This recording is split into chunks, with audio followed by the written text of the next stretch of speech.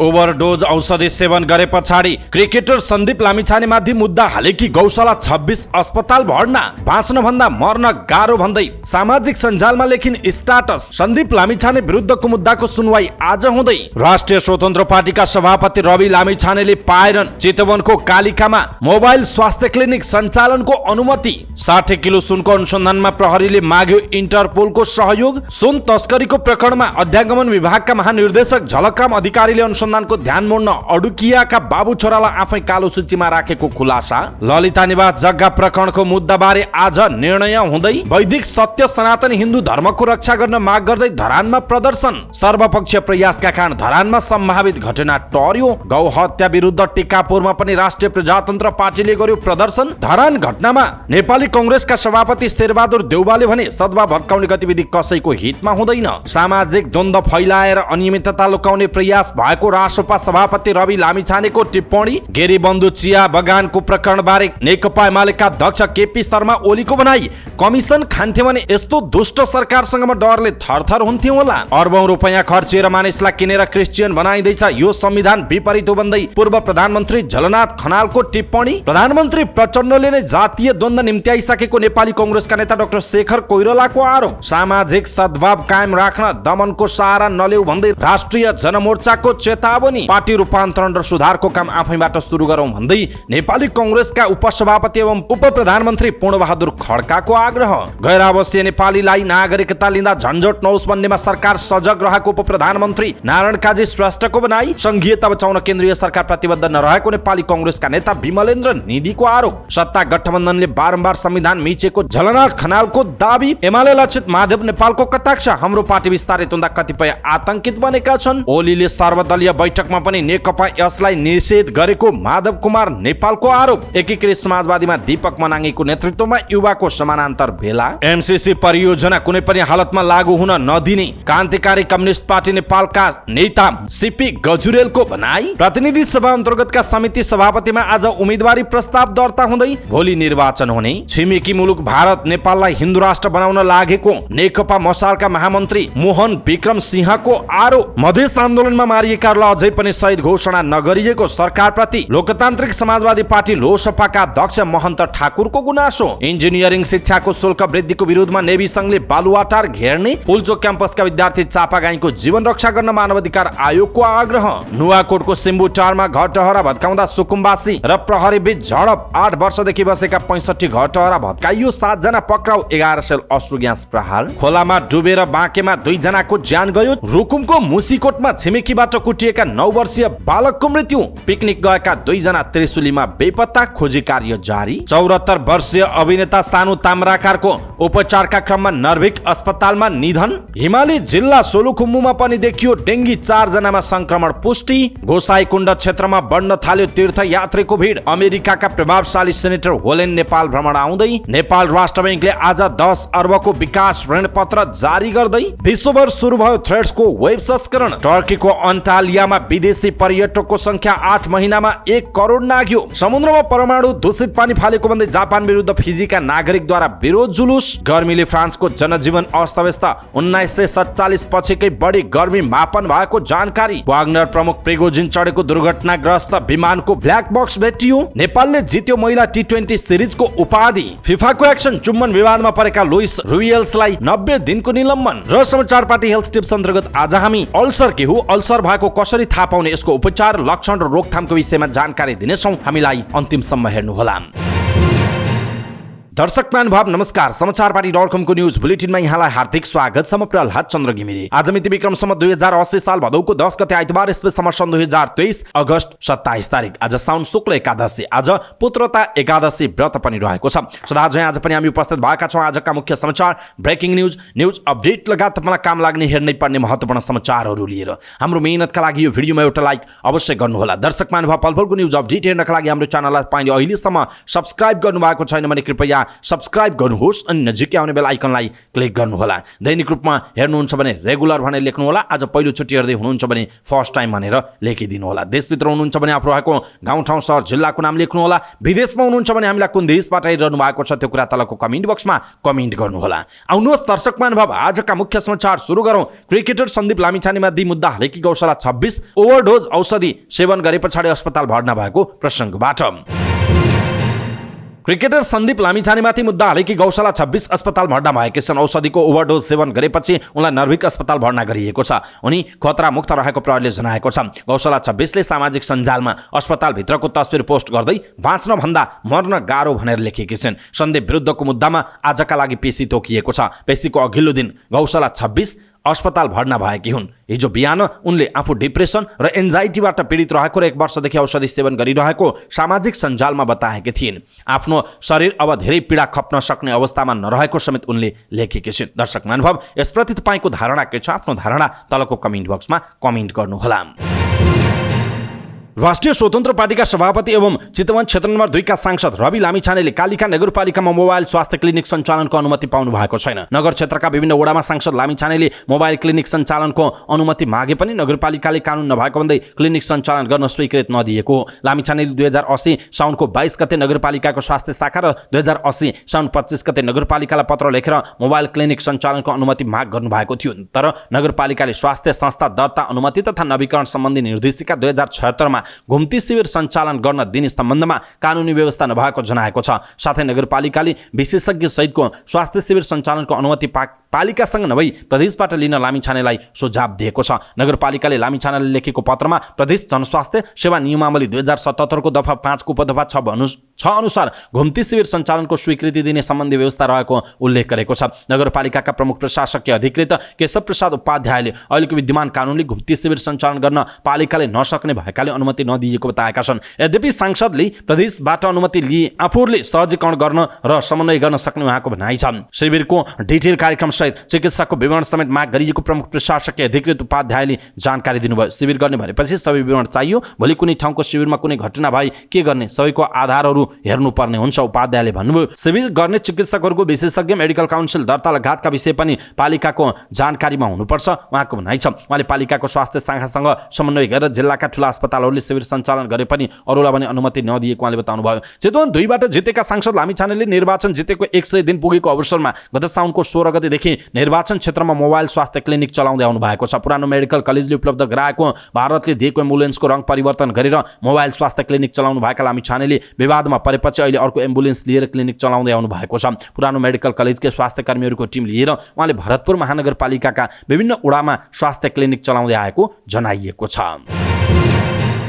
60 kilo सुन बरामद प्रकरणको अनुसन्धानका लागि नेपाल प्रहरीको केन्द्रीय अनुसन्धान ब्युरो सीआईबीले अन्तर्राष्ट्रिय अपराध संगठन इन्टरपोलको सहयोग मागेको छ। सीआईबीले इन्टरपोल बेइजिङ मार्फत हङकङ सब ब्युरो र भारतको नेसनल सेन्टर ब्युरो दिल्लीलाई सहयोग माग्दै पत्राचार गरेको जनाइएको छ। त्रिभुवन अन्तर्राष्ट्रिय विमानस्थल बाहिर साउनको 3 मा बरामद सुन हङकङबाट आएको थियो। त्यसैले सुन पठाउने व्यक्तिहरू र त्यहाँको थप नेक्सस बारे सूचना प्रहरीले हङकङ स्थित इन्टरपोलका अधिकारीहरू माझ मागेको बताइएको छ। नेपालमा बरामद सुनको गन्तव्य भारत भएकाले त्यहाँ अधिकारीहरूसँग पनि सहयोग मागिएको अनुसन्धानमा संलग्न एक अधिकृतले बताएका छन्। साथै नेपालमा सुनसहित पक्राउ परेका चिनिया नागरिकहरू यसअघि भारतमा पनि पक्राउ परेको सूचना प्रहरीले पाएको बताइएको छ। भारतको राजस्व अनुसन्धान निर्देशनालयले चलाएको अपरेसनमा विभिन्न सामग्रीभित्र राखेर आएको सुन बरामद भएको थियो। त्यसबेला हाल नेपालमा पक्राउ परेका चिनिया नागरिकहरू मध्ये नै पक्राउ परेको प्रहरीले प्रारम्भिक विवरण फेला पारेको छ। त्यसैले थप तथ्य माग्दै पत्राचार गरेका छौं। सीआईबी स्रोतले भनेको छ हङकङ र भारतबाट प्राप्त हुने सूचना आधारमा सूचनाको अनुसन्धानमा निकै सहयोगी हुने अपेक्षा गरेका छौं उहाँको भनाइ छ। प्रकरणमा प्रहरीले चिनिया नागरिक ओ फुङछङ, ली वानसोङ, डिङ शेल्फा, ली नेङकाई लगायतलाई पक्राउ गरेको छ। शेल्फा र नेङकाईलाई प्रहरीले ललितपुरको डाउनटाउन अपार्टमेन्टमा छापा मारेर पक्राउ गरेको हो। उनीहरूसँगै बस्ने प्रबन्ध मिलाइदिने ठमेल स्थित केटीबी काराओके रेस्टुरेन्टका 2 सञ्चालक पनि हिरासतमा रहेका छन्। रेस्टुरेन्ट ठमेलको होटल भियना नजिकै छ। प्रकरणमा अहिलेसम्म पक्राउ परेको संख्या 23 पुगेको जनाइएको छ।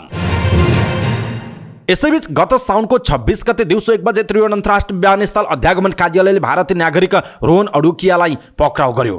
21 वर्षका अडुकिया भारतबाट एयर इन्डिगोको जहाजको उडान नम्बर 6E1153बाट काठमाडौँ झरेका थिए। उनी पक्राउको खबर एकाएक सञ्चार माध्यममा फैलियो। सुन तस्करीका संदिग्धको रूपमा सर्वाधिक खोजीको सूचीमा रहेको भनेर प्रचार गरिएका व्यापारी राकेश अडुकियाका छोरा उनी थिए। नाम चलेका ठूला मिडियाका 7 दिन अघि नै बाबु राकेशसँगै तस्करीमा संलग्न भनेर प्रचार भएका उनको पक्राउ सुन अनुसन्धानका लागि थप एउटा सफलताको खुड्किलो थियो। तर जब अध्यागमनले रोहनलाई सुन अनुसन्धानको सुरुवात गरेको राष्ट्र अनुसन्धान विभाग पुर्यायो, विभागले अडुकियालाई लिन मानेन। रोहनलाई लिएर अध्यागमनको टोली प्रहरीको केन्द्रीय अनुसन्धान ब्युरो पुग्यो। ब्युरोले पनि उनलाई लिन मानेन। सुन तस्करीमा संदिग्ध भन्दै 7 दिन अघि ठूला मिडियामा फोटोसहित आरोपित भएका अडुकियालाई सुन तस्करीको अनुसन्धान गरिरहेको दुवै निकायले लिन नमानेपछि दिनभर डुलाएर अध्यागमनको प्रहरी टोलीले साँझ घरमै छोडेर गयो।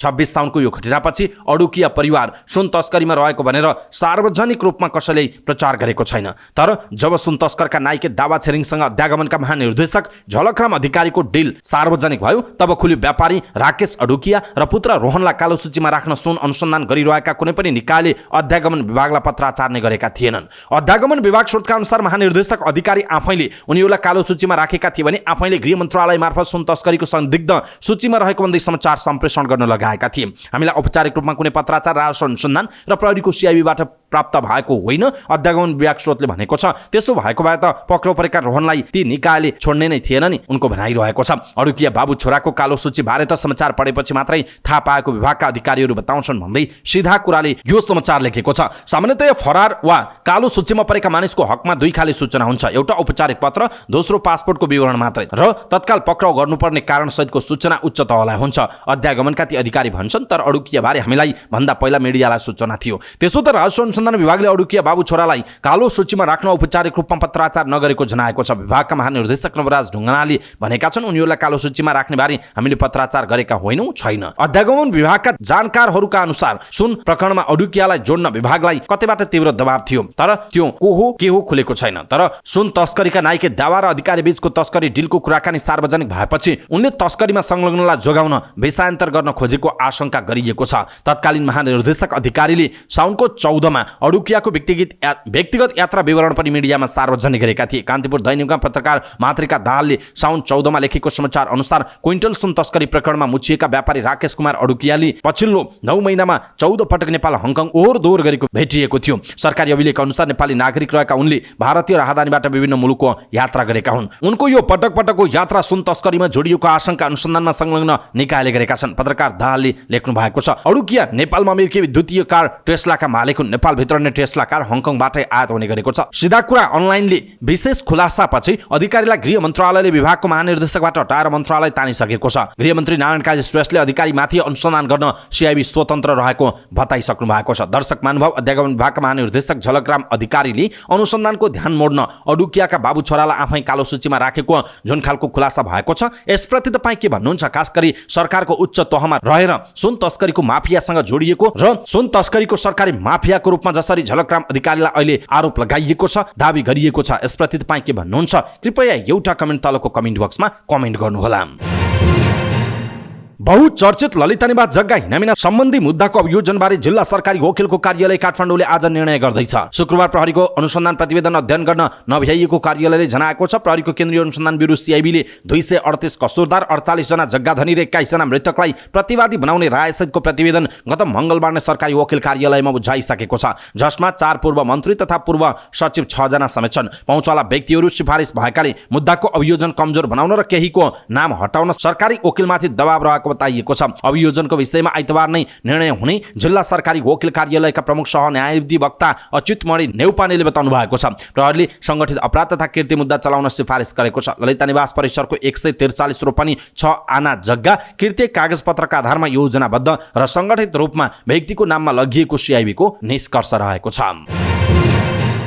सुनसरीको धरानमा वैदिक सत्य सनातन हिन्दू धर्मको रक्षा र सद्भावको आह्वान गर्दै हिन्दू धर्मका सङ्घ संस्थाहरूले प्रदर्शन गरेका छन्। सो धर्मको रक्षा आह्वान गर्दै धरान बाहिर शान्तिपूर्ण र्याली निकालेका विभिन्न हिन्दू सङ्घ संस्थाहरू तरहराको पानीपियामा आन्दोलित भएका हुन्। शुक्रबार मध्यरातिदेखि धरानमा निषेधाज्ञा जारी गरिएको थियो। हिन्दू धर्मावलम्बीहरूले प्रदर्शनलाई निषेधाज्ञा क्षेत्र बाहिरै रोक्न सुरक्षा व्यवस्था कडा पारिएको थियो। हिन्दू धर्मका अगुवाहरूको नेतृत्वमा निस्किएको र्यालीमा हजारौं सर्वसाधारण सहभागी भएका थिए। धरान उपमहानगरपालिकामा केही साता अघि सार्वजनिक रूपमा गोरु काटेर भोज गरिएको विरोधमा आन्दोलन चर्किएको छ। हिन्दू धर्मावलम्बीहरूले गाई गोरुलाई आस्थाले पूजा गर्ने गर्छन्। एक धर्मावलम्बीहरूले अर्को धर्मावलम्बीहरूको आस्थाको केन्द्रमाथि प्रहार गरेको भन्दै कोशी प्रदेशमा यति बेला आन्दोलन चर्किरहेको छ।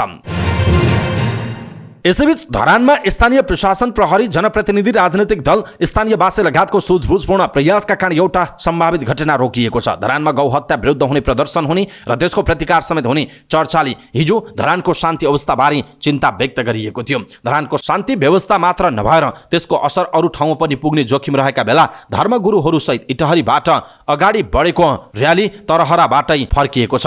र्यालीमा सहभागीहरूलाई सुरक्षाकर्मीहरूले तरहरामै रोकेपछि उनीहरू त्यही कोण गरेर फर्किएका हुन्। जिल्ला प्रशासन कार्यालय सुनसरीले निषेधाज्ञा जारी गरेपछि शनिबार बिहानैदेखि धरानमा मानिसहरूको चहल पहल कम रहेको थियो। निषेधाज्ञाका कारण धरान हुँदै कोशी राजमार्गमा चल्ने सार्वजनिक गाडी प्रभावित भएका थिए। धरानमा बजार भने आंशिक खुलेको थियो। सार्वजनिक यातायात बन्द रहेकोमा टेम्पो र मोटरसाइकल लगायत केही निजी गाडी चलेका थिए। धरानमा गौहत्या भएको विवरण सार्वजनिक भएपछि धार्मिक सङ्घ संस्थाले त्यहाँ र्याली र प्रदर्शनको आयोजना गरेका थिए। र्यालीका कारण हुन सक्ने सम्भावित मुठभेड टार्न धरान उपमहानगरपालिकाका क्षेत्रभित्र निषेधाज्ञा जारी गरेको र यसले सम्भावित चिन्ता टरेको सुनसरीका प्रमुख जिल्ला अधिकारी हुमकला पाण्डेले बताउनु भएको छ। प्रहरीले धरानबाट बाहिरिन दिए पनि धरान प्रवेशमा कडाई गरेको थियो। धरानमा सामाजिक एकता कायम गर्न त्यहाँका पूर्व मेयरहरूले पहल गरे। त्यस्तै मेयर हर्क साम्पाङले पनि सामाजिक सद्भाव कायम राख्न आग्रह गर्नुभयो। धरानमा क्रियाशील राजनैतिक दलहरूले संयुक्त विज्ञप्ति नै निकालेर सामाजिक एकताका लागि आह्वान समेत गरे। धरानमा सर्वदलीय सर्वपक्षीय र्याली पनि निकालिएको थियो। विभिन्न सङ्घ संस्था र नागरिक समाजले पनि सामाजिक सद्भाव र एकताका लागि पहल पनि गरेका छन्, जसका कारण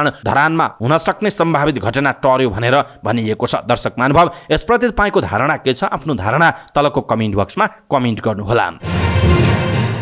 गौहत्या विरुद्ध राष्ट्रिय प्रजातन्त्र पार्टी नेपालले कैलालीको टिकापुरमा प्रदर्शन गरेको छ। राष्ट्रिय प्रजातन्त्र पार्टीले आयोजना गरेको विरोध र्यालीमा विभिन्न प्लेकार्ड सहित स्थानीयले प्रदर्शन गरेका हुन्। गौहत्या बन्द गर, हिन्दू राष्ट्र जिन्दाबाद, दोषीलाई कारबाही गर लगायतका प्लेकार्ड सहित उनीहरूले प्रदर्शन गरेको जनाइएको छ।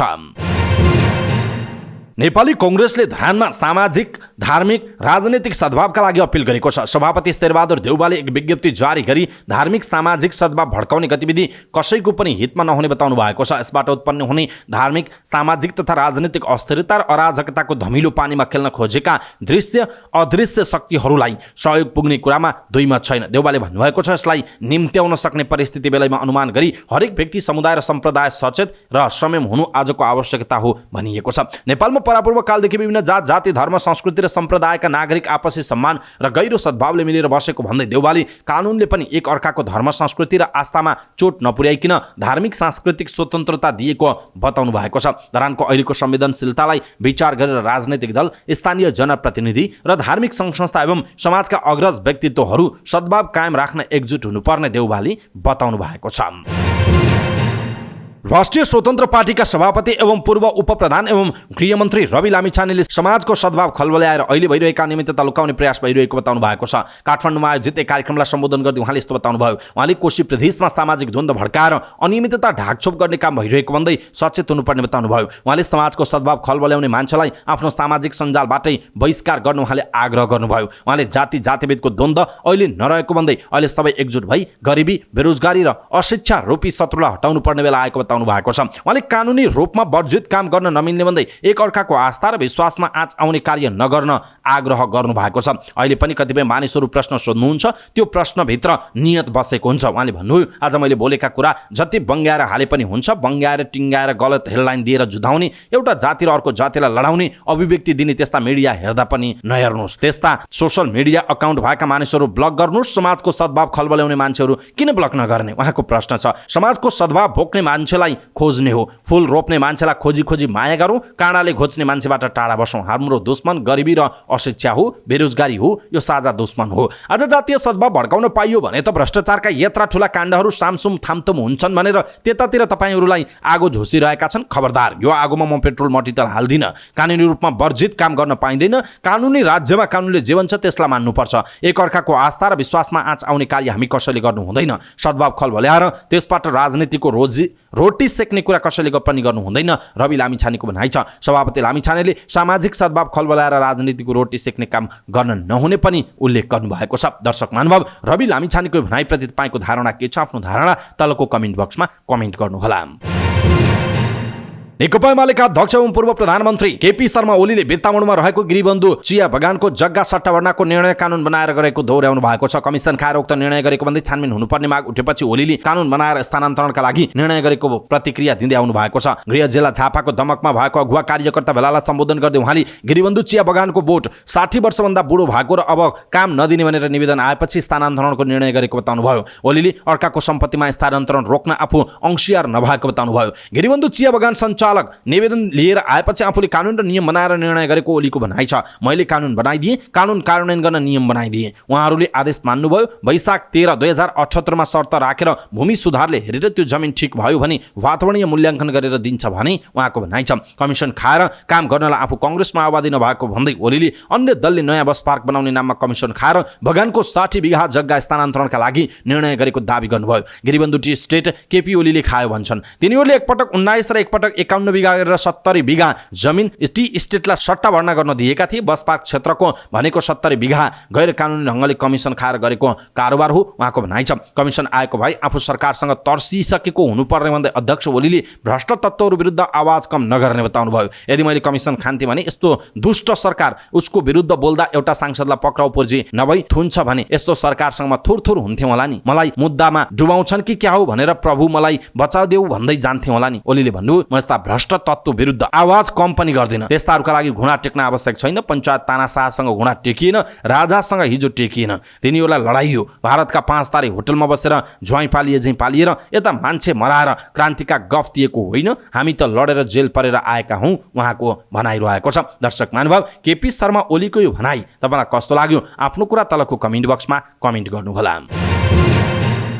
यसैबीच नेकपा एकीकृत समाजवादीका सम्मानित नेता एवं पूर्व प्रधानमन्त्री झलनाथ खनालले अर्बौं रुपैयाँ खर्च गरेर नेपालमा मान्छेलाई धर्म परिवर्तन गराउने खेती भइरहेको दाबी गर्नुभएको छ। नेकपा यसको पार्टी स्थापनाको दोस्रो वर्ष पुगेको अवसरमा केन्द्रीय कार्यालयमा आयोजित कार्यक्रममा पूर्व प्रधानमन्त्री खनालले पैसाले किनेर मान्छेको धर्म परिवर्तन गराइएको बताउनु भएको छ। अहिले हेर्नुस्, धरानमा निषेधाज्ञा छ। बिर्तामोडभन्दा यता 10,000को जुलुस आएको छ। यहाँ साम्प्रदायिक सद्भाव भड्काउन विभिन्न शक्ति लागेका छन्। कहीँ गाई काटियो रे, कहीँ सुँगुर काटियो रे, कहीँ बाख्रा काटियो रे। यो किन हुन्छ भनेर मान्छे सडकमा आए। सरकार यसलाई किन नियन्त्रण गर्न सक्दैन? पैसा बाँडेर अर्बौं रुपैयाँ बाँडेर यहाँ क्रिस्चियन बनाइँदैछ अरे। मान्छेको इच्छा होला यो धर्म लिन्छु भन्ने, तर यहाँ किनेर धर्म परिवर्तन गराइँदैछ उहाँको भनाइ छ। खनालले नेपालमा धर्मनिरपेक्षताको बारेमा बहस आवश्यक रहेको भन्दै संविधान विपरीत धर्म परिवर्तनको काम बन्द हुनुपर्ने बताउनु भयो। दर्शक महानुभाव, झलनाथ खनालको यो भनाइ तपाईँलाई कस्तो लाग्यो? आफ्नो कुरा तलको कमेन्ट बक्समा कमेन्ट गर्नुहोला। नेपाली कांग्रेसका नेता डाक्टर शेखर कोइरालाले प्रधानमन्त्री पुष्पकमल दाहाल प्रचण्डले मुलुकमा जातीय द्वन्द्व निम्त्याउने प्रयास गरिरहेको आरोप लगाउनु भएको छ। विराटनगरमा नेपाल प्रेस युनियन मोरङ शाखाको पदस्थापन कार्यक्रमलाई सम्बोधन गर्दै नेता कोइरालाले धार्मिक सद्भाव लडखडाइरहेको अवस्थामा प्रधानमन्त्री दाहालले थप द्वन्द्व निम्त्याउने प्रयास गरेको आरोप लगाउनु भयो। प्रतिनिधि सभा सदस्य समेत रहनुभएका डाक्टर कोइरालाले भन्नुभयो, अहिलेको अवस्थामा जातीय द्वन्द्व निम्त्याउने प्रयास प्रधानमन्त्रीले गरिसक्नु भएको छ। परिस्थिति धार्मिक खसियत लडखडाएको छ उहाँको भनाइ छ। पछिल्लो समय सुनसरीको धरानमा भएको घटनाले मुलुकमा असर गर्ने भन्दै कोइरालाले भन्नुभयो, मुलुकमा कुनै पनि धर्मको बाहुल्यता नभएपछि संविधानमा लेखिएको कुरालाई नजरअन्दाज गर्न सकिँदैन। संविधानमा लेखिएका कुरा बाहिरको कदापि स्वीकार्य हुँदैन। कुनै पनि प्रकारको सद्भाव खलबल्याउने कार्य गर्नु हुँदैन उहाँको भनाइ छ। उहाँले मुलुकको राजनीतिकता मोडिएको भन्दा पनि अप्ठ्यारो परिस्थितिमा गएकोमा चिन्तित भएको बताउनु भयो। नेता कोइरालाले भन्नुभयो, देशको प्रधानमन्त्रीले बहुमत दिएर जातीय पहिचानको प्रदेश बनाउँछु भनेर अभिव्यक्ति दिए, त्यो कतिको उचित हो? जिम्मेवार व्यक्तिबाट यस प्रकारका अभिव्यक्ति आउँदा मुलुकमा अप्ठ्यारो अवस्था आउनेछ उहाँको भनाइ छ। त्यसैगरी उहाँले मुलुक अन्तर्राष्ट्रिय तस्करहरूको अखडा बन्दै गएको पनि बताउनु भएको छ। यहाँ देखिएको सुन तस्करले विश्वलाई केन्द्रित गराएको छ। उहाँले भन्नुभयो, सुन काण्डमा भारत र चीन देखिएका छन्, तर अरू मुलुकले समेत चलखेल गर्दै आएका छन्। सुन तस्करी काण्डमा सरकारले उच्च स्तरीय छानबिन समितिबाट छानबिन गर्नुपर्नेछ। सुन काण्डको छिनोफानो जनताले बुझ्ने गरी हुनुपर्छ उहाँको भनाइरहेको छ। दर्शक महानुभाव, प्रधानमन्त्री प्रचण्डले नै जातीय द्वन्द्व निम्त्याइसकेको भनेर नेपाली कांग्रेसका नेता डाक्टर शेखर कोइरालाले जुन खालको आरोप लगाउनु भएको छ, यसप्रति तपाईँ के भन्नुहुन्छ? कृपया एउटा कमेन्ट तलको कमेन्ट बक्समा कमेन्ट गर्नुहोला। राष्ट्रिय जनमोर्चाले धरान लगायत पूर्वका केही जिल्लामा सामाजिक सद्भाव कायम राख्न दमनको सहारा नलिन आग्रह गरेको छ। अध्यक्ष चित्रबहादुर केसीले एक विज्ञप्ति जारी गरी सामाजिक सद्भाव कायम राख्न प्रशासन वा दमनको सहारा नलिन र आपसी सम्झाइ बुझाइ र संवादको माध्यमबाट समस्या समाधान गर्न आग्रह गरेको जनाइएको छ। ती जिल्लाका विभिन्न धर्मावलम्बी तथा जात जातिका स्थानीय बासिन्दाहरूले आपसी सद्भाव कायम राख्न र त्यसलाई बिथोलिन नदिन अपिल गर्दछौँ। केसीले विज्ञप्तिमा भन्नुभएको छ, सरकारलाई पनि सामाजिक सद्भाव कायम राख्न प्रशासन वा दमनको सहारा नलिन आपसी सम्झाइ बुझाइ संवादको माध्यमद्वारा समस्यालाई समाधान गर्न जोड दिन्छौँ उहाँको भनाइरहेको छ। बहुधर्म बहुभाषा र बहुसंस्कृति भएको मुलुकमा यिनीहरू बीचको आपसी एकताले नै राष्ट्रिय एकता र अखण्डताको रक्षा गर्न सकिने राष्ट्रिय जनमोर्चाले जनाएको छ। तर केही साम्राज्यवादी शक्तिहरूले नेपालमा जात जातिका बीचमा द्वन्द्व र अन्तर्विरोध पैदा गराएर एक आपसमा लडाएर सार्वभौम सत्ता र अखण्डतालाई कमजोर पार्ने षड्यन्त्र गरेको अध्यक्ष केसीले विज्ञप्तिमा बताउनु भएको छ। दर्शक महानुभाव, खास गरी निषेधाज्ञाका कारण सुनसान छ अहिले धरान र खास गरी सुरक्षा व्यवस्था कडा बनाइएको छ। आखिर किन अशान्त बनिरहेको छ धरान भन्ने विषयवस्तुमा हामीले यहाँहरूमाझ यो समाचार प्रस्तुत गर्यौँ। मानवाधिकार आयोगले खास गरी सामाजिक सद्भाव कायम राख्न सम्पूर्णमा अपिल पनि गरिरहेको छ। विभिन्न राजनैतिक दलका नेताहरूले पनि सामाजिक सद्भाव कायम राख्नका लागि पहल गर्नुपर्ने भन्दै विज्ञप्तिहरू निकालिरहेका छन्। यो बीचमा तपाईँ के भन्नुहुन्छ? खास गरी यहाँ देखिएको छ अरू केही पनि विषय होइन, कसैले खाइरहेका थियो होला नि योभन्दा अगाडि पनि कुनै एउटा समुदायले, अहिले पनि खानुहुन्छ होला, तर प्रतिशोधको भावना राखेर हामीले चाहिँ खायौँ अथवा भनेर भिडियो नै राख्ने उत्तेजक बनाउने कसैबाट परिचालित हो कि भन्ने देखिन्छ। तर पनि यसलाई मिलेर जानुपर्ने हुन्छ। योभन्दा अगाडि पनि यस्ता खालका गतिविधि भएका थियो होलान्, तर पनि प्रतिशोध नहुँदा आफ्नै संस्कारमा सबै बसिरहँदाखेरि त्यो त्यति ठुलो विषय भएको थिएन। अहिले कसैले उचालिरहेको छ हिन्दू धर्मावलम्बीहरूलाई अथवा जो गोरु काटेर खाने समुदायहरू छन् उनीहरूलाई पनि कसैले उचालेको पनि हुनसक्छ। यस्तो खालको भावना कहीँबाट पनि आउनु हुँदैन, किनकि भनिन्छ नि भाइ फुटे गबार लुटे, भाइ भाइलाई लडाएर कसैले फाइदा लिने खोजेको पनि हुनसक्छ। त्यसकारण हामी भन्छौँ सबैले संवाद र सल्लाहबाट सरसल्लाह गरेर यो समस्यालाई समाधान गर्नुपर्छ। खास गरी यो विषयलाई अगाडि बढाउनु देशकै लागि राम्रो हुँदैन, कसैका लागि पनि राम्रो हुँदैन। तपाईँ देश तथा विदेशमा हुने दर्शक महानुभावहरू तपाईँलाई कस्तो लाग्छ आफ्नो कुरा तलको कमेन्ट बक्समा कमेन्ट गर्नुहोला। नेपाली कांग्रेसका उपसभापति एवं उपप्रधान तथा रक्षा मन्त्री पूर्णबहादुर खड्काले पार्टी रूपान्तरण र सुधार आफैबाट सुरु गर्नुपर्नेमा जोड दिनुभएको छ। काठमाडौँ क्षेत्र नम्बर 3 को क्षेत्रीय भेलामा उपसभापति खड्काले गाउँ तहदेखि केन्द्रीय तहसम्मका सबै नेताहरूलाई पार्टी रूपान्तरण र सुधारका लागि आफैबाट सुरुवात गर्न सुझाव दिनुभएको छ। अरूलाई भन्नुभन्दा हरेक नेता तथा कार्यकर्ताले आफैबाट सुधार गर्नुपर्छ, सुरु गर्नुपर्छ। उहाँले भन्नुभयो पार्टीलाई जीवनका लागि टोल तहको नेतृत्वदेखि केन्द्रीय तहका सबैमा सुधार जरुरी छ उहाँको भनाइ छ। खड्काले आम नेपाली जनता मतदाता र पार्टी कार्यकर्ताले मन नपराएको र नगर भनेको कुरा नगर्दा मात्रै पनि पार्टीमा सुधार देखिने धारणा व्यक्त गर्नुभयो। उहाँले जनताले औँल्याएका कमी कमजोरी सुधार गरी जाने संकल्प बोकेर काम गरे पार्टी सुधार र रूपान्तरण हुने पनि बताउनु भएको छ। पार्टी स्थापना कालमा काम गरेका र नयाँ पुस्ता पनि रहेको भन्दै उहाँले पार्टीको निर्णय पनि त्यसै अनुसार व्यवस्थापन हुनुपर्ने भनाइ व्यक्त गर्नुभयो। खड्काले केन्द्रीय तहबाट हुनुपर्ने विभाग गठनमा केही ढिलाइ भए पनि चाँडै त्यसलाई पूर्णता दिने जानकारी दिनुभयो। उहाँले एउटा उमेर समूहले अर्को उमेर समूहलाई पार्टीमा औँला उठाउने मात्र गरी पार्टी बलियो हुन नसक्ने भन्दै सबै मिलेर जानुपर्नेमा जोड समेत दिनुभएको छ।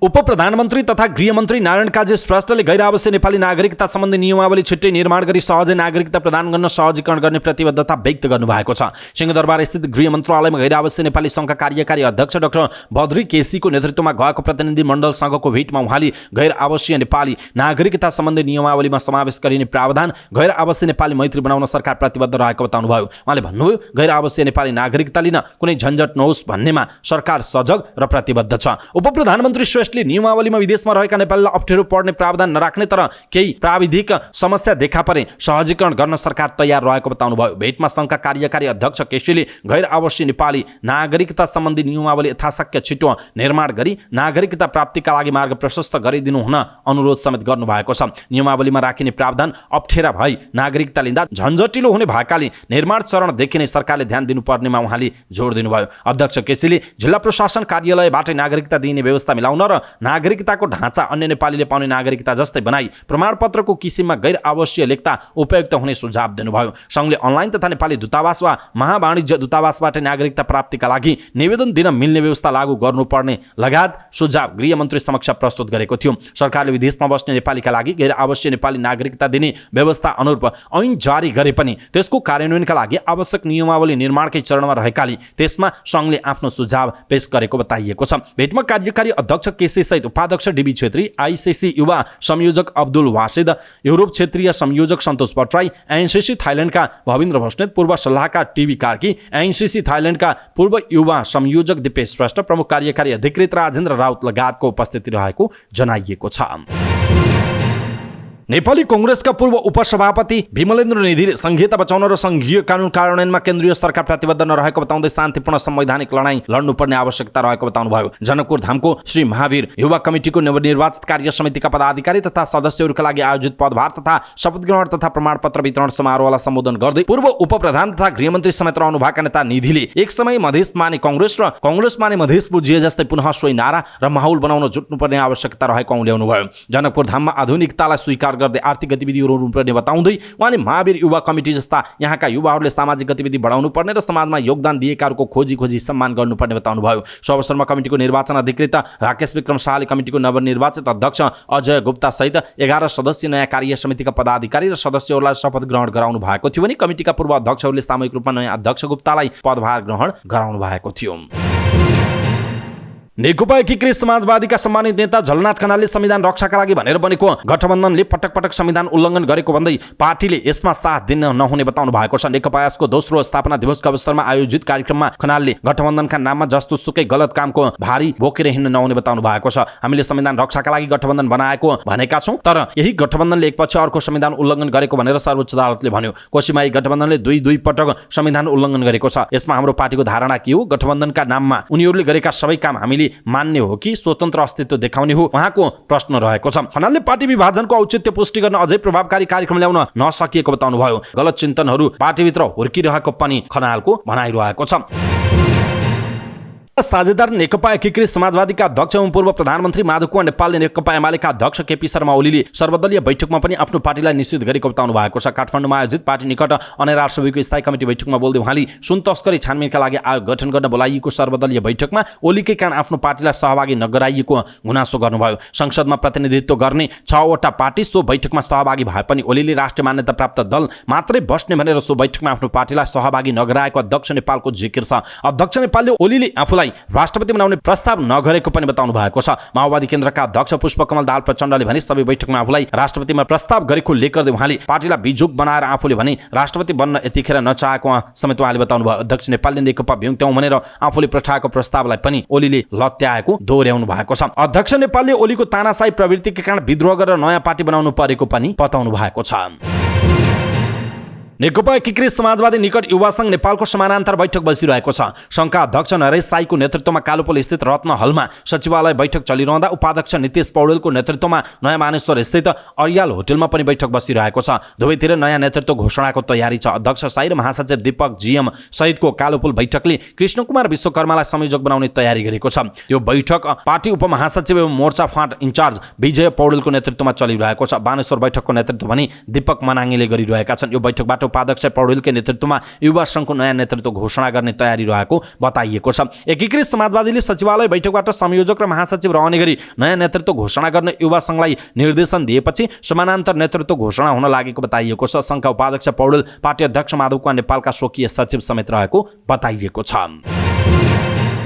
मोहन वैद्य नेतृत्वको क्रान्तिकारी कम्युनिस्ट पार्टी नेपालले अमेरिकी सहयोग परियोजना मिलेनियम च्यालेन्ज कर्पोरेसन एमसीसी लागू हुन नदिने चेतावनी दिएको छ। नेता सीपी गजुरेले राष्ट्रघाती एमसीसी परियोजना संसदबाट पास भए पनि आफूले त्यसलाई लागू हुन नदिने चेतावनी दिनुभयो। काठमाडौँमा आयोजित एमसीसी खारेजी र फिर्ता विषयक अन्तर्क्रिया कार्यक्रममा बोल्दै उहाँले भदौको 14 गतेबाट एमसीसी मुलुकका लागि विभिन्न भागबाट लागू हुने कार्यक्रम तय गरिएको उल्लेख गर्दै त्यसको विरुद्धमा आफूहरूले सोही ठाउँमा प्रदर्शन सहितको आन्दोलन गर्ने घोषणा गर्नुभयो। नेता गजुरेलले श्रीलङ्का सरकारले पनि संसदबाट पारित भएपछि एमसीसी फिर्ता गराएको दृष्टान्त दिँदै नेपालबाट पनि सो परियोजनालाई फिर्ता गराउन सकिने जिकिर गर्नुभयो। उहाँले सो परियोजना फिर्ता नभएसम्म आफ्नो पार्टीले आन्दोलनलाई निरन्तर जारी राख्ने बताउनु भएको छ। नेता गजुरेलले एमसीसी लागू हुन नदिनका लागि लागू हुने ठाउँ ठाउँमा विरोध प्रदर्शनमा उत्रन पनि सबैलाई आह्वान गर्नु भएको छ।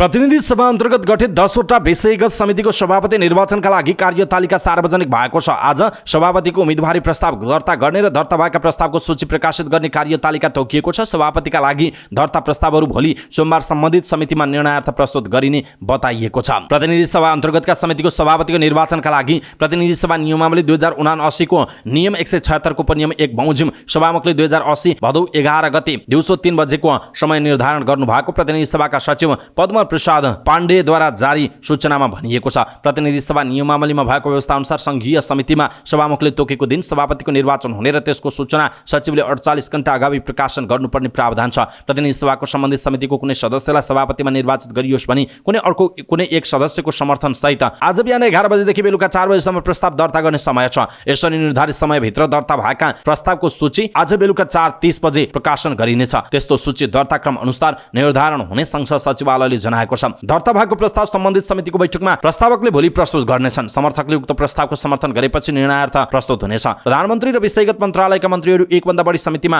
पदेन सदस्य रहने भएकाले त्यस्ता सदस्यले आफू कुन समितिको मतदानमा सहभागी हुने भन्ने लिखित जानकारी सभामुखलाई दिइसक्नुपर्ने बताइएको छ। तर प्रतिनिधि सभाको सदस्य नरहेका पदेन सदस्यले पनि निर्वाचनमा मत दिन नपाउने बताइएको छ। समिति सभापतिका लागि एकमात्र प्रस्ताव दर्ता भएमा समर्थक सदस्यले बोलिसकेपछि तत्काल सभापतित्व गर्ने सदस्यले प्रस्तावित सदस्य सभापति पदमा निर्विरोध निर्वाचित भएको घोषणा गर्नेछन्। प्रस्तावको सूचना एक भन्दा बढी भएमा दर्ता क्रम अनुसार प्रत्येक समर्थक सदस्यले बोलिसकेपछि सबै प्रस्तावमाथि सामान्य छलफल हुनेछ र तत्काल सभापतित्व गर्ने सदस्यले प्रस्तावलाई क्रमशः निर्णयार्थ प्रस्तुत गर्ने जनाइएको छ।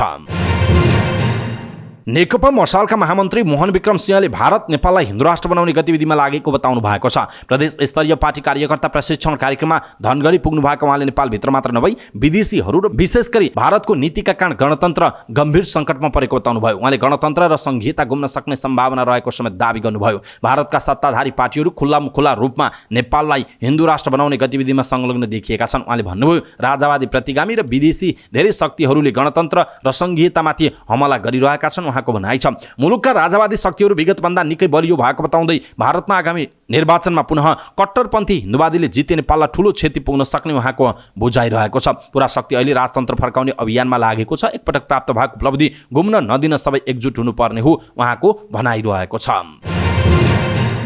लोकतान्त्रिक समाजवादी पार्टी लोकसभा नेपालका अध्यक्ष महन्त ठाकुरले मधेस आन्दोलनको क्रममा मारिएका पार्टी नेता कार्यकर्ताहरूलाई अझै सहित घोषणा नगरेको भन्दै सरकारप्रति असन्तुष्टि व्यक्त गर्नुभएको छ। पार्टी स्थापना दिवसको अवसर पारेर पार्टी केन्द्रीय कार्यालय बबरमहलमा आयोजित एक कार्यक्रमपछि उहाँले सञ्चारकर्मी माझ मधेस आन्दोलनको क्रममा मारिएका पार्टीका नेता कार्यकर्ताहरूलाई सहित घोषणा समेत नगरेको भन्दै सरकारप्रति असन्तुष्टि व्यक्त गर्नुभएको छ। अध्यक्ष ठाकुरले मधेस आन्दोलनको क्रममा जेल परेका र झुटा मुद्दा लगाइएकाहरूको मुद्दा फिर्ता लिने विगतमा गरिएको सम्झौता पनि तत्काल कार्यान्वयन ल्याउन सरकारलाई सचेत गराउनु भयो। उहाँले सरकारले सो मुद्दा फिर्ता लिने गरी कानुन निर्माणको काम अगाडि बढाएको जानकारी दिए पनि त्यस अनुसार काम हुन नसकेको गुनासो गर्नुभएको छ। कार्यक्रममा नेता राजेन्द्र महतोले सबै समुदायको पहिचान सहितको अधिकार प्राप्तिको आन्दोलनलाई अझै तीव्र गतिमा अगाडि बढाउने संकल्प पार्टीले लिएको बताउनुभयो। सो अवसरमा अध्यक्ष ठाकुरले पार्टीको झण्डोत्तोलन गर्नुभयो। नेता कार्यकर्ताले पार्टी स्थापनाको 2 वर्ष पूरा भएको अवसर पारेर पार्टीलाई सशक्त बनाउने प्रणसहित शुभकामना आदान प्रदान गरेका थिए।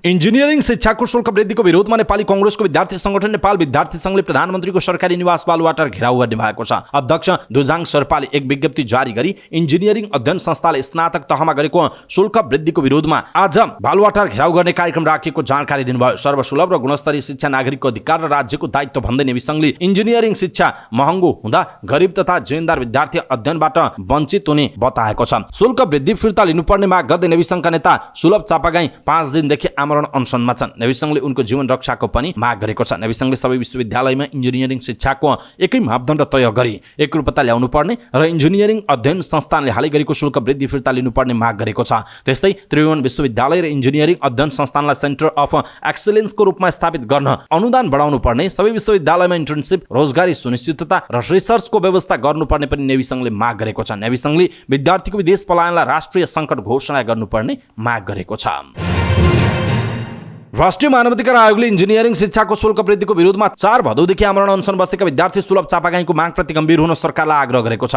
त्रिभुवन विश्वविद्यालयको इन्जिनियरिङ अध्ययन संस्थानले स्नातक तह अध्ययन शुल्क 3,18,000बाट बढाएर 7,77,000 रुपियाँ पुर्याएको विरोधमा पुल्चोक इन्जिनियरिङ क्याम्पसका नेवी संघका इकाइ सभापति सुलभ चापागाई अनसनमा बस्नु भएको हो। मानवाधिकार आयोगले अनसन स्थलको अनुगमन समेत गरेको छ। चापागाईको स्वास्थ्य अवस्था जटिल बन्दै गएको, रक्तचाप र रगतमा चिनीको मात्रा घटेको, उनको स्वास्थ्य अवस्थाको बारेमा पाटन र वीर अस्पतालबाट चिकित्सा चिकित्सक आई निगरानी गरिरहेको र हाल स्लाइन पानी दिएर राखेको आयोगले जनाएको छ। इन्जिनियरिङ अध्ययन संस्थानले वार्ता टोली गठन गरी केही चरणमा वार्ता भए पनि वार्ताबाट कुनै निष्कर्ष ननिस्केको आयोगको भनाइ छ। आयोगका प्रवक्ता डाक्टर टीकाराम पोखरेलले एक विज्ञप्ति जारी गरी चापागाईको स्वास्थ्य अवस्था कमजोर भएकाले जीवन रक्षाका लागि आवश्यक पहल गर्न इन्जिनियरिङ अध्ययन संस्थानमा भएको शुल्क वृद्धिको विषयमा वार्ता र संवादकै माध्यमबाट उचित निष्कर्ष निकाल्न आग्रह गरेको छ। त्यस्तै आयोगले शुल्क वृद्धि फिर्ताको माग पूरा गराउन आमरण अनसन जस्तो कदम चाल्नुपर्ने स्थितिको अन्त्यका लागि गम्भीर हुन त्रिभुवन विश्वविद्यालय, इन्जिनियरिङ अध्ययन संस्थान, नेपाल सरकार, शिक्षा मन्त्रालय र विद्यार्थी संगठन तथा सम्बद्ध सबै पक्षलाई आग्रह गरेको जनाइएको छ।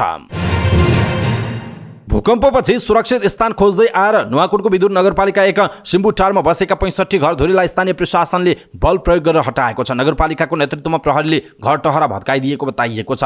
घर टहरा भत्काउने क्रममा सुकुम्बासी र प्रहरी टोली बीच झडप भएको छ। घटनामा प्रहरीले 7 जनालाई पक्राउ पनि गरेको छ। सुकुम्बासीको ढुङ्गा मुनाबाट केही प्रहरी पनि घाइते भएका छन्। प्रहरी निरीक्षक रुद्र कणेलको टाउकोमा गहिरो चोट लागेको छ भने एकजना सहायक हवलदार घाइते भएका छन्। सूचना दिएर बारम्बार आग्रह गर्दा पनि ठाउँ छोड्न नमानेपछि बल प्रयोग गर्नुपरेको प्रमुख जिल्लाधिकारी सुरेन्द्र पौडेलले बताउनुभयो। स्थितिलाई नियन्त्रणमा लिन प्रहरीले 11 सेल अश्रु ग्यास प्रहार गरेको उहाँले बताउनुभयो। नगरपालिकाले पटक पटक ठाउँ छोड्न गरेको आग्रहलाई अटेर गरेपछि सुरक्षाकर्मीको सहयोगमा हटाइएको हो। प्रज्ञा पौडेलले भन्नुभयो 75 सालदेखि विभिन्न निकायले पटक पटक कोसिस गर्यो। 3 पटक ओडाले 3 पटक नगरपालिकाले सर्वदलीय बैठकबाट निर्णय गरेर आग्रहसहित माइकिङ गर्दा पनि नहटेपछि नगरपालिकाले नेतृत्व लिएर अगाडि बढ्न चाहेको बेलामा सुरक्षा दिएका हुँ उहाँको भनाइ छ। भूकम्प पीडितले भने हटेर जाने समय नै नदी घरटहरा जबरजस्ती भत्काएको बताएका छन्। सिम्बुटार बस्दै आएकी रसुवा ठुलो हाकुकी मिना घलेली बर्खाको बेला नहटाइदिन आग्रह गरे पनि प्रशासनले बल मिचाइ गरेको बताउनु भएको छ। भारी पहिरो आएका बेलामा हामी कहाँ जाने उहाँले भन्नुभयो। बर्खा मासमा कहाँ गएर बस्ने, समय दिनु पर्यो। चराचुङ्गीले त गोण खोजेर बसेको छ, हामी त मान्छे हो। व्यवस्थित बसोबास भएपछि जान्छौँ भने पनि जबरजस्ती बिचली पारिएको उहाँले बताउनु भएको छ। नुवाकोट किस्पाङ एक भाल्चेका जितबहादुर घली भूकम्पले गाउँ नै तहस नहस पारेकाले बस्ने ठाउँ नपाएर सिम्बुटारमा शरण लिएको उहाँले बताउनु भएको छ। विदुर नगर प्रमुख राजन श्रेष्ठले पटक पटक समय दिँदा पनि नहटेपछि जबरजस्ती गर्नु परेको बताउनु भएको छ। 2072 साल वैशाखको भूकम्पपछि विभिन्न ठाउँका विस्थापित सिम्बुटारमा बसोबास गर्दै आएका थिए। सुरुवातका केही वर्ष भूकम्प पीडितका बस्तीमा राहत पनि वितरण गरिएको जनाइएको छ। खोलामा डुबेर 2 जनाको ज्यान गएको छ। बाँके जिल्लाको जानकी गाउँपालिका 4 गिजराका 21 वर्षीय किरण वर्माको बेलहनिया नालामा डुबेर मृत्यु भएको जिल्ला प्रहरी कार्यालय बाँकेका प्रहरी प्रमुख प्रहरी उपरीक्षक सन्तोष सिंह राठौडले बताउनु भएको छ। साथीसँग खोलामा नुहाउन गएका बेला शनिबार दिउँसो वर्मा नालामा बेपत्ता भएको बताइएको छ। बेपत्ता वर्माको शव प्रहरीको टोलीले निकालेको जनाइएको छ। पोखरीमा पौडी खेल्ने क्रममा कोहलपुर नगरपालिका 1 कौशिला नगरका 17 वर्षीय सुरेश सार्कीको पनि डुबेर ज्यान गएको छ। बैजनाथ गाउँपालिका 3 एलबी चोक स्थित महेन्द्र तालमा नुहाउन गएका सार्कीको डुबेर मृत्यु भएको प्रहरी उपरीक्षक राठौडले बताउनुभयो। मृतक सार्कीसँगै पौडी खेल्न गएका अन्य 2 जना फरार रहेको प्रहरीले जनाएको छ। रुकुम पश्चिमको मुसिकोट नगरपालिकामा स्थानीयबाट कुटिएका एक बालकको मृत्यु भएको छ। वडा नम्बर 4 ताङतुङ्गीका 9 वर्षीय भुवन विकको ज्यान गएको हो। उनी 3 दिन अघि भाद्र 7 गते स्थानीय रामबहादुर बुढाथोकीबाट कुटिएका थिए। कुखुरा चोरेको आरोपमा बुढाथोकीले भुवनमाथि कुटपिट गरेको प्रहरीको भनाइ छ। जिल्ला प्रहरी कार्यालयका प्रहरी निरीक्षक विष्णु प्रसाद श्रेष्ठका अनुसार भदौको 7 गते कुटिएका भुवनलाई गाह्रो भएपछि शनिबार जिल्ला अस्पताल सल्ले लगिएको थियो। अस्पताल लगेपछि स्वास्थ्य कर्मीले उनलाई मृत घोषणा गरेका हुन्। भुवनलाई 2 दिनसम्म स्वास्थ्य संस्था नलगिएको जनाइएको छ। उनीमाथि कुटपिट गर्ने बुढाथोकीलाई प्रहरीले नियन्त्रणमा लिएको छ। बुढाथोकी बोल्न नसक्ने अपाङ्गता भएको प्रहरी निरीक्षक श्रेष्ठले बताउनुभयो। भुवनको शव पोस्टमार्टमका लागि जिल्ला अस्पताल सल्लेमा राखिएको उहाँको भनाइ छ। चितवनको भरतपुर महानगरपालिका 29 गाईघाट नजिकै वनभोज पिकनिक गएका 2 जना त्रिशुली नदीमा शनिबार बेपत्ता भएका छन्। बेपत्ता हुनेमा भरतपुर महानगरपालिका 10 सप्त गण्डकी चोक बस्ने 30 वर्षका अर्जुन प्रधान र सोही ठाउँका 30 वर्षका प्रवीण श्रेष्ठ रहेको प्रहरीले जनाएको छ। दिउँसो 4:30 बजेतिर नदीमा बेपत्ता भएका 2 जनाको खोजीका लागि नेपाल प्रहरी र सशस्त्र प्रहरी बलको विपद व्यवस्थापन टिम परिचालन गरिएको जिल्ला प्रहरी कार्यालय चितवनका प्रहरी प्रवक्ता डीएसपी विजयराज पण्डितले जानकारी दिनुभएको छ। अभिनेता सानु ताम्राकारको निधन भएको छ। शनिबार दिउँसो 3:20 जाँदा नर्विक अस्पतालमा उहाँको उपचारका क्रममा निधन भएको चलचित्र कलाकार संघका अध्यक्ष मोहन निरौलाले जानकारी दिनुभयो। 74 वर्षका ताम्राकार 28 दिनदेखि मृगौला सम्बन्धी समस्याको उपचार गराइरहनु भएको थियो। ताम्राकारको पार्थिव शरीरलाई आज पशुपति आर्यघाटमा दाह संस्कार गर्ने तयारी रहेको अध्यक्ष निरौलाले बताउनुभयो। गत असार 21 गते छोरा शाहरुखको निधन भएपछि पुत्र वियोगले बुबा सानु ताम्राकार निकै चिन्तामा हुनुहुन्थ्यो। उहाँ पछिल्लो समय मृगौलाको उपचारका लागि नर्विक अस्पतालमा भर्ना हुनुभएको हो। हिमाली जिल्ला सोलुखुम्बुमा पनि डेङ्गी संक्रमण पुष्टि भएको छ। 3 जना पुरुष तथा 1 जना महिलामा संक्रमण पुष्टि भएको स्वास्थ्य कार्यालय सोलुखुम्बुले जनाएको छ। जिल्लाको सोलु दुधकुण्डक नगरपालिका वडा नम्बर 4 फाप्लुका 2 जना तथा वडा नम्बर 11 तिङलाका 2 जना गरी 4 जनामा संक्रमण पुष्टि भएको स्वास्थ्य कार्यालय सोलुखुम्बुले जनाएको छ। स्वास्थ्य कार्यालय प्रमुख शिवान ठाकुरका अनुसार फाप्लुकी 42 वर्षीय महिला तथा 10 वर्षीय बालक अनि तिङलाका 32 तथा 42 वर्षीय पुरुषमा संक्रमण पुष्टि भएको जनाइएको छ। जिल्ला अस्पताल फाप्लुमा गरिएको रक्त परीक्षणमा डेङ्गी पुष्टि भएको प्रमुख ठाकुरले बताउनुभयो। संक्रमित 4 जनाको जिल्ला अस्पताल फाप्लुमा उपचार भइरहेको अवस्था सामान्य रहेको बताइएको छ। संक्रमित मध्ये 1 जना बाहेक अन्य कसैको पनि ट्राभल हिस्ट्री नरहेको अस्पतालले जनाएको छ। जिल्लामा डेङ्गी संक्रमण फैलिने सम्भावना बढेपछि स्वास्थ्य कार्यालयले लामखुट्टेको लार्भा नष्ट गर्ने अभियान सुरु गरेको छ। जनै पूर्णिमाको अवसरमा गोसाईकुण्डमा लाग्ने मेलाका लागि तीर्थयात्रीको भिड बढ्न थालेको छ। आइतबार अर्थात् आज भदौ 10 गते पर्ने पुत्रदा एकादशीका अवसरमा स्नान एवं पूजाआजाका लागि करिब 2000 भक्तजन धुन्चीबाट सुर्लादी पर्वतको उकालो चढ्न थालिसकेका छन्। निलादी पर्वतमा विराजमान रहनुभएका गोसाईकुण्ड शिव भगवानको दर्शनका लागि भक्तजनको आज त्यहाँ ठूलो भिड लाग्ने गरेको छ। गोसाईकुण्ड क्षेत्र विकास समितिका अध्यक्ष सञ्जीव डीएमका अनुसार मेला भर्न आएका भक्तजनलाई खाने बस्ने व्यवस्थाका लागि स्थानीय होटल व्यवसाय मार्फत होटल लज तथा थर्कुको व्यवस्थापन गरिएको छ। चिया नास्ता तथा खानाको दर भाव समेत निर्धारण गरिसकेको उहाँले जानकारी दिनुभएको छ। उहाँले यात्रुका लागि आवश्यक पर्ने सम्पूर्ण प्रारम्भिक सेवा उपलब्ध गराउने तयारी भएको बताउनु भएको छ। विशेष गरी तीर्थयात्रुलाई लेक लाग्ने समस्या बढी देखिने भएकाले नेपाली सेना चोलाङ पार्टी र हिमालय उद्धार सङ्घको सहकार्यमा स्वास्थ्य शिविर सञ्चालन गरी उपचारको व्यवस्था मिलाइएको समितिका अध्यक्ष डीएमले बताउनु भएको छ। गोसाईकुण्डमा प्रत्येक वर्ष गंगा दशहरामा 10 दिन र जनै पूर्णिमामा 5 दिन गरी वर्षको 15 दिन विशेष मेला लाग्ने पुरोहित टङ्कप्रसाद ढकालले बताउनु भएको छ। जीवनमा एकपटक पुग्नै पर्ने तीर्थ गोसाईकुण्ड भएको बताउँदै उहाँले त्यहाँ पुग्दा प्राकृतिक र धार्मिक दृष्टिले आनन्द प्राप्त हुनुका साथै मनोकामना पूरा हुने विश्वास समेत व्यक्त गर्नुभएको छ। अमेरिकी सिनेटको वैदेशिक मामिला तथा एप्रोप्रिएसन कमिटीका सदस्य सेनेटर क्रिस भ्यान होलेनले नेपालको भ्रमणमा आउने बताइएको छ। सेप्टेम्बरको पहिलो साता उनी काठमाडौँ आउने कार्यतालिका छ। सेनेटर भ्यान होलेनको अफिसले दिएको जानकारी अनुसार नेपाल भ्रमणको क्रममा उनले सरकारी अधिकारी, युवा नेता, सांसद, नागरिक समाजका प्रतिनिधि, गैर नाफामूलक संस्थाका प्रतिनिधि र व्यवसायी लगायतसँग भेट गर्ने जनाइएको छ। उनले अमेरिकी सहयोगमा सञ्चालित प्रोजेक्ट र स्थानीय सांस्कृतिक महत्त्वका क्षेत्रमा भ्रमण गर्नेछन्। उनको भ्रमणले नेपाल र अमेरिकाको राजनीतिक तथा व्यावसायिक साझेदारी मजबुत हुने विश्वास लिएको छ। त्यसैगरी उनले अमेरिकाको नेपालमा हुने सहयोगको बारेमा समेत छलफल गर्ने तय भएको छ। खास गरी स्वास्थ्य क्षेत्रमा र विद्युत तथा यातायात पूर्वाधारमा महत्त्वपूर्ण लगानीको आधार तय गरिने बताइएको छ। सेनेटर क्रिसको अफिसले दिएको जानकारी अनुसार उनको यो भ्रमणले दक्षिण एसियाली देश र अमेरिका बीच मजबुत र अर्थपूर्ण साझेदारी हुने बताइएको छ। भ्रमणको क्रममा सेनेटर क्रिसले बृहत्तम विषयमा र सामूहिक सुरक्षाको चासोको विषयमा समेत छलफल गर्ने अपेक्षा राखिएको छ। यसैगरी आर्थिक अवसर, जलवायु परिवर्तनको असर, मानव अधिकारको रक्षा लगायतका विषयमा विस्तृत रूपमा छलफल हुने बताइएको छ। सेनेटर होलेनको यो भ्रमणले त्यस क्षेत्रका देश र अमेरिका बीचको सम्बन्ध थप मजबुत हुने अपेक्षा रहेको बताइएको छ। नेपाल, श्रीलङ्का र मालदिप्सको भ्रमणमा आउन लागेका होलेनको 8 दिने भ्रमणका क्रममा 50 भन्दा बढी बैठकमा सहभागी हुने बताइएको छ। क्रिस भ्यान होलेन अमेरिकाको डेमोक्रेट पार्टीका प्रभावशाली सेनेटर रहेको जनाइएको छ। नेपाल राष्ट्र बैंकले 10 अर्ब बराबरको विकास ऋण पत्र जारी गर्ने भएको छ। सरकारले उठाउने आन्तरिक ऋणका रूपमा राष्ट्र बैंकले आइतबार 6 वर्ष अवधिको विकास ऋण पत्र 2085 ज जारी गर्न लागेको हो। बैंक तथा वित्तीय संस्था, गैर बैंक वित्तीय संस्था, बीमा कम्पनी, संगठित संस्था र सर्वसाधारण नागरिक समेतले विकास ऋण पत्र खरिद गर्न सक्ने जनाइएको छ। यो ऋण पत्रको ब्याज दर बोलकबलका माध्यमबाट निर्धारण गरिने राष्ट्र बैंकले जनाएको छ। यो ऋण पत्र धितो राखी कर्जा समेत लिन सकिनेछ। भदौ 10 गते दिउँसो 3 बजेसम्म बोलकबल हुने ऋण पत्र भदौको 11 गते सोमबार निष्कासन हुनेछ। अर्धवार्षिक रूपमा ब्याज भुक्तानी हुने यो ऋण पत्रको सामू भुक्तानी 2086 भदौ 11 मा हुनेछ। घटीमा रु 50,000 र बढीमा कुल निष्कासित रकमको सीमामा नबढाई रु 50,000 ले भाग गर्दा निशेष भाग जाने अङ्कमा खरिद गर्न पाइनेछ। यो ऋण पत्र खरिदका लागि व्यक्ति तथा संस्थाले बोलकबल प्रक्रिया अन्तर्गत प्रतिस्पर्धा वा अप्रतिस्पर्धा कुनै एक बोलवालाको रूपमा मात्र भाग लिन सक्ने जनाइएको छ। नेपाल राष्ट्र बैंकबाट इजाजत पत्र प्राप्त वाणिज्य बैंक, विकास बैंक र वित्त कम्पनीले प्रतिस्पर्धाको रूपमा भाग लिन पाउने छैनन्। यो ऋण पत्रको दोस्रो बजार कारोबार नेपाल स्टक एक्सचेन्ज लिमिटेड मार्फत मात्र हुने जनाइएको छ। एक्स ट्विटरको प्रतिस्पर्धी सोशल मिडिया प्लेटफर्म थ्रेड्सको वेब संस्करण आएको छ। मेटा कम्पनीले इन्स्टाग्राममा आधारित थ्रेड्स प्लेटफर्मको वेब भर्सनलाई विश्वभर सुरु गरेको छ। इन्स्टाग्रामका सिइओ एडम मोसेरीले यसको घोषणा गरेका छन्। उनले थ्रेड्समा एक पोस्ट गर्दै भनेका छन्, threads.net अब सबैका लागि उपलब्ध छ। तपाईलाई यो कस्तो लाग्छ हामीलाई बताउनुहोला। गत महिना सुरु भएको थ्रेड्स एप हालसम्म एन्ड्रोइड iOS प्लेटफर्ममा मात्र उपलब्ध थियो। वेब भर्सन सार्वजनिक भएसँगै अब थ्रेड्स एप डेस्कटपमा पनि चलाउन सकिनेछ। Text based social media platform थ्रेड्सको वेब संस्करणमा आगामी हप्तासम्ममा विभिन्न नयाँ फिचरहरू थप गरिने थ्रेड्सका प्रवक्ताले जानकारी दिएका छन्। सुरुवातमा कीर्तिमानी दरमा प्रयोगकर्ताको साथ पाएको थ्रेड्स पछिल्लो समयमा ती प्रयोगकर्ता टिकाउन सङ्घर्षरत छ। उसका सक्रिय प्रयोगकर्ताको संख्यामा 5 गुणाले कमी आउनुका साथै थ्रेड्समा प्रयोगकर्ताले बिताउने समयमा पनि तीव्र रूपमा गिरावट आएको छ। यस्तोमा थ्रेड्सको वेब भर्सन प्रयोगकर्तालाई आकर्षित गरी टिकाइराख्न तथा प्रयोगको समय बढाउनका लागि समेत सफल बन्ने अपेक्षा मेटा कम्पनीले राखिरहेको छ।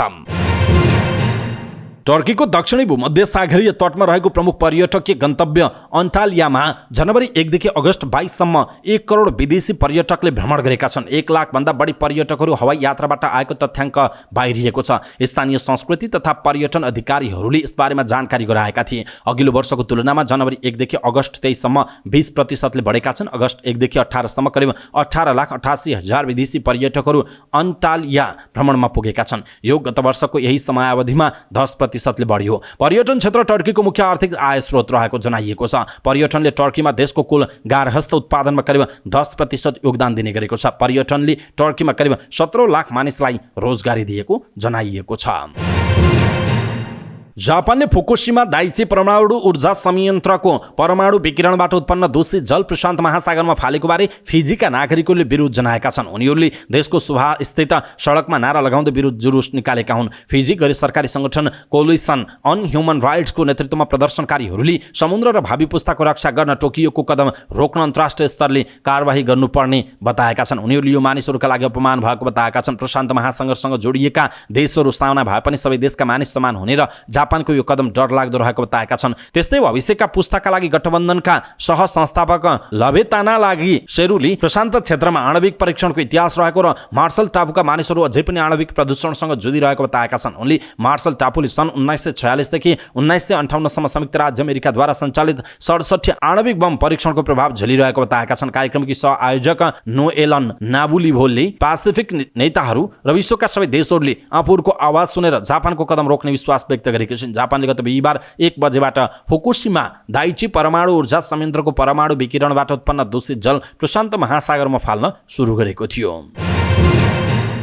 फ्रान्सका केही भूभागमा अत्याधिक गर्मीका कारण जनजीवन अस्तव्यस्त बनेको छ। युरोपमा केही समय यता अत्याधिक गर्मीका कारण जनजीवन प्रभावित बनेको छ। गर्मी बढीसँगै स्वास्थ्य सुरक्षामा सतर्कता अपनाउन चेतावनी दिइएको छ। फ्रान्सका केही भूभागमा यति बेलाको तापक्रम 40 डिग्री सेल्सियससम्म पुगेको छ। गर्मीले हुन सक्ने क्षतिलाई रोक्न 19 वटा फ्रान्सेली विभागहरू रेड अलर्टमा रहेका छन्। गर्मी उच्च स्तरमा पुग्ने भएसँगै होशियार हुन आग्रह गरिएको छ। स्वास्थ्य अधिकारीहरूले स्वास्थ्य सुरक्षाका लागि विभिन्न उपायहरू अपनाउन आग्रह गरेका छन्। बाहिरका गतिविधि नगर्न, आगोबाट बच्न र डढेलो लाग्न नदिने कुरामा सतर्क रहन आग्रह गरेका छन्। राष्ट्रिय मौसम विज्ञान निकाय मेटियो फ्रान्सका अनुसार यो यस वर्षकै धेरै गर्मी हो। गत सोमबार फ्रान्समा 1947 पछिकै सबैभन्दा धेरै गर्मी भएको थियो। ड्रोम न्युन्समा 42.2 डिग्री सेल्सियसको उच्च तापक्रम मापन गरिएको जनाइएको छ।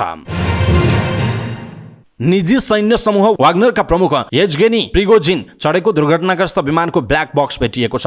दुर्घटनास्थलबाट विमानको ब्ल्याक बक्स र सबै 10 जना यात्रुको शव भेटिएको रुसी अधिकारीहरूले जनाएका छन्। गएको बुधबार मस्कोको उत्तरपश्चिममा भएको दुर्घटनास्थलबाट 10 वटा शव र उडान रेकर्डहरू फेला पारिएको खबरमा उल्लेख छ। शवहरू डिएनए परीक्षण गरेपछि मात्र परिवारलाई औपचारिक रूपमा हस्तान्तरण गरिने बताइएको छ। रुसमा विद्रोहको नेतृत्व गरेको 2 महिनापछि हवाई दुर्घटनामा ज्यान गुमाएका वाग्नर समूहका प्रमुख प्रिगोजिन बारे फैलिएको अफवाहलाई रुसले पनि खण्डन गरेको छ। क्रेमलिनका प्रवक्ता दिमित्री पस्कोभले यसमा रुसको संलग्नता रहेको भनिएका सहितका सबै आरोपहरू खण्डन गरेका छन्। उनले थप अनुसन्धानबाट दुर्घटनाको बारेमा तथ्यहरू बाहिर ल्याउने समेत बताएका छन्।